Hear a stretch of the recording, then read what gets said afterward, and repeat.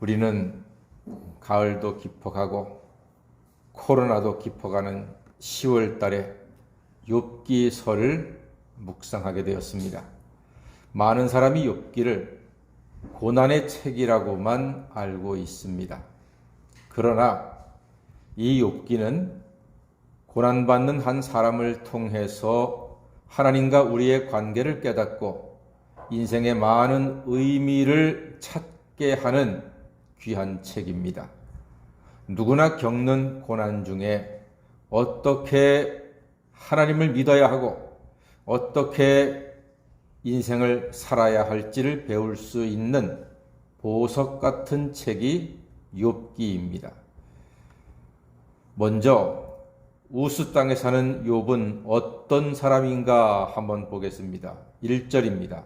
다 같이 읽어볼까요? 시작.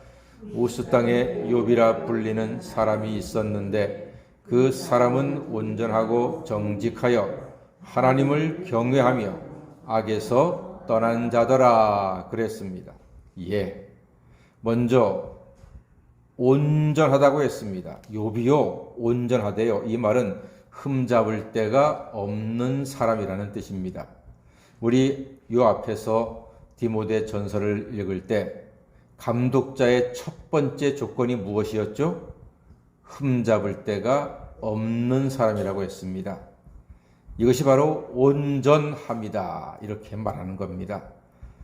흠잡힐 일을 안 하는 사람이 온전한 거예요. 즉 자기 자리에서 할 도리를 잘 하는 사람이 흠을 잡히지 않습니다. 남편으로 할 도리, 아버지로 할 도리, 아들로 할 도리, 가장으로 할 도리, 동네 주민으로 할 도리, 그리고 하나님의 자녀로서 할 도리, 이 할 도리를 잘 하는 사람이 욥이었고 하나님께 온전하다 인정을 받았습니다. 여러분께서는 지금 여러분의 자리에서 할 도리를 잘 하고 계신지 돌아보시고 이 무르익는 가을 10월 달에 우리 인생에서 할 도리를 잘 해서 흠잡힘이 없는 복된 성도가 다 되시기를 간절히 소망합니다. 정직하다고 했습니다. 정직. 부자가 정직하기가 정말로 어려운데 하나님께서 그의 정직을 인정하셨습니다. 정직하다. 하나님과 사람 앞에서 정직한 삶이 이렇게 중요하지요. 그리고 하나님을 경외했다고 했습니다. 그러니까 온전하고 정직했던 이유가 다름이 아니라 하나님을 경외했기 때문에 온전하기도 하고 정직할 수도 있었다는 것입니다. 즉 하나님을 두려워할 줄 아는 사람입니다. 미련한 사람은 하나님이 없다 한다고 시편 기자가 노래했습니다. 그렇죠. 하나님이 없다 하는 사람은 제멋대로 살아서 범죄하는 것입니다. 그러나 욥은 하나님을 경외했다, 두려워했기 때문에 온전하고도 정직했다는 것입니다. 그래서 욥이 악에서 떠날 수 있었다라고 오늘 말씀하고 있습니다. 하나님을 두려워하지 않으면요, 악에서 떠나지 않고 계속 머물게 되는 거예요. 그런데 욥은 하나님을 경외하였기에 악에서 떠날 수 있었습니다. 그러니까 하나님이 욥에게 복을 아니 주실 수 없습니다. 어떻게 이런 사람에게 복을 안 주시겠습니까? 하나님이 욥에게 주신 복을 우리는 동의할 수 있습니다. 아, 이분은 정말 귀한 복을 받을 자격이 있다. 이렇게 동의할 수가 있는 거예요.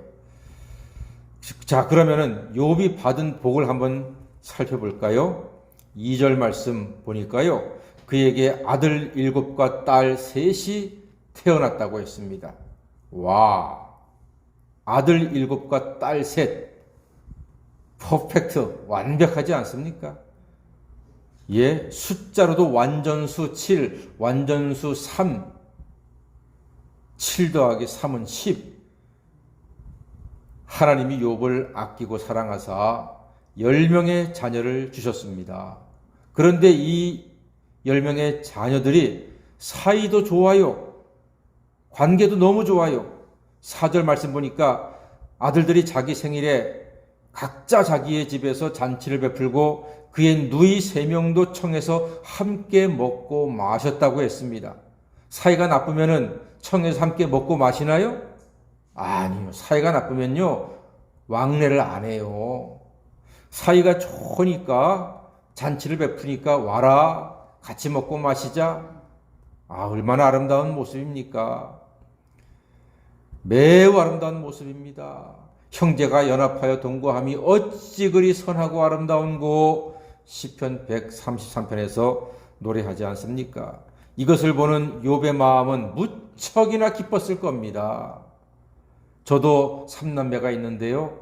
이제 애들이 좀 컸잖아요. 다 대학 졸업할 때가 되고 그러니까 철이 들어서 밥 먹을 때도 물도 서로 떠주고, 전에는요, 물 떠와 그러면 네가 떠. 싫어. 숟갈도 안 놔줘요. 반찬도 안 밀어줘요. 애들이 어리니까. 근데 애들이 크니까요, 이제는 반찬도 밀어주고 물도 떠다주고 컵도 갖다 주기도 하고, 붙어서 앵앵거리고 싸우던 애들이요, 이제는 서로 대화하는 모습 보면요, 아빠로서 그렇게 마음이 좋더라고요. 그러니까 이 10남매가 10남매가 잘 사는 모습이 얼마나 욥에게는 감사와 기쁨이겠습니까? 그런데 이 욥이요, 자식 복만 있는 것이 아니라 물질의 복도 장난이 아니에요. 3절 말씀 보니까 와, 볼까요? 양이 7천이고 낙타가 3천이고 소가 500결이고 1000마리란 얘기죠. 암나귀가 500마리고 종도 많고 그랬습니다. 그리고 동방 사람 중에 가장 훌륭하다, 이렇게 말씀하고 있습니다. 야, 여러분, 이 정도면 재벌입니다. 만석군이에요, 만석군. 동방 사람 중에 가장 훌륭한 사람이라고 하나님이 인정까지 하고 계세요. 세상에 뭐 이런 사람이 다 있나 싶어요. 온전하지요, 정직하지요, 10남매나 있지요, 그들이 우애도 좋지요, 재벌급의 재산까지 있지요. 아주 입이 딱 벌어지게 하는 사람이 욥입니다. 자, 그럼 여러분, 욥은 어떻게, 왜 이런 놀라운 복을 받을 수 있었나요? 그 결정적인 이유가 5절에 있습니다. 5절 보니까요, 와, 다 같이 한번 읽어보겠습니다. 시작. 그들이 차례대로 잔치를 끝내면 욥이 그들을 불러다가 성결하게 하되 아침에 일어나서 그들의 명수대로 번제를 드렸으니, 이는 욥이 말하기를 혹시 내 아들들이 죄를 범하여 마음으로 하나님을 욕되게 하였을까 함이라. 욥의 행위가 항상 이러하였더라. 아멘. 예. 잔치가 끝나면 아침에 명수대로 번제를 드렸답니다. 왜냐하면 범죄해서 하나님으로 욕되게 하지 않았을까? 아침마다 명수대로 번제를 드렸대요. 정말로 놀랍고 부럽고 하나님을 경외하는 모습이 아닐 수가 없습니다. 그런데 이런 모습이 어쩌다가 가끔 했다면은 크게 놀랄 일도 아닌데, 욥의 행위가 항상 이러하였다. 항상 날마다 그랬다는 거예요. 누구나 한두 번은 잘해요. 그러나 항상 하기는 정말 어려운 것입니다. 욥의 복은 항상 온전하고 항상 정직하고 하나님을 경외하고 항상 악에서 떠나 있고 항상 일에 성실했고 항상 아버지 노릇 잘하고 항상 하나님께 예배 드렸기 때문에 이 큰 복을 받고 있습니다. 우리가 욥을 따라 하는 것은 쉽지 않아요. 그렇죠?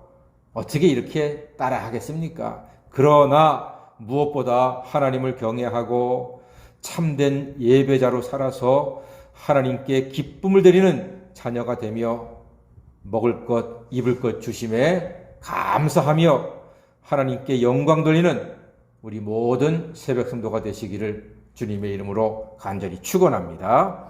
아멘. 기도하겠습니다.